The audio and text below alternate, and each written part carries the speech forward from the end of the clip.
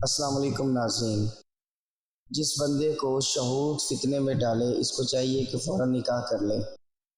جب کسی مرد کو احساس ہوتا ہے کہ اس کے اس کام سے معاشرے کے افراد کی نظروں میں مذموم سمجھا جائے گا تو وہ اسے کرنے سے ہچکچاتا ہے۔ یہی اصل ضمیر ہے۔ مبارکبادی کے لائق وہ شخص ہوتا ہے جس کے پاس نصیحت کرنے کے بجائے اعمال ہوں۔ تقدیر ہمیشہ ان لوگوں کے سامنے ہاتھ تھامے رکھتی ہے جو مسلسل محنت اور جدوجہد کرتے ہیں۔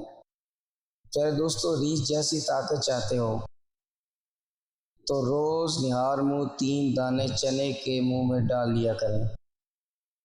جو لوگ فیصلہ بدلتے رہتے ہیں وہ کبھی کامیاب نہیں ہوتے۔ پیارے دوستو، اگر ویڈیو پسند آئے تو لائک، کمنٹس اور دیگر ہماری حوصلہ افزائی کریں اور ہمارے چینل کو بھی سبسکرائب کریں تاکہ ہماری نئی آنے والی ویڈیو آپ تک پہنچتی رہیں۔ شکریہ۔